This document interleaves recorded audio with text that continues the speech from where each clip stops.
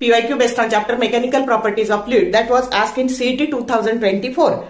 Identify the correct figure which shows the relation between the height of water column in a capillary tube and the capillary radius. 4 figures are given to you, A, B, C, D. And options are option A, B, option B, D, option C, A and option D, C.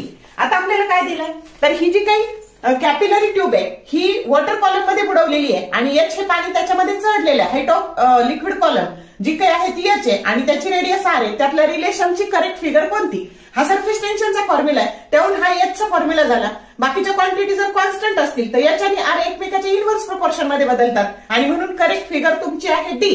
की हे जर inverse proportion आहे म्हणजे radius तुमची increase होत चालली, height ही काय होत चालली, डिक्रीज होत चालली. मग डी फिगर करेक्ट आहे पण तो ऑप्शन आहे बी आणि म्हणून बी हा करेक्ट ऑप्शन आहे. For more useful tips and tricks keep watching wings of physics. Thank you very much.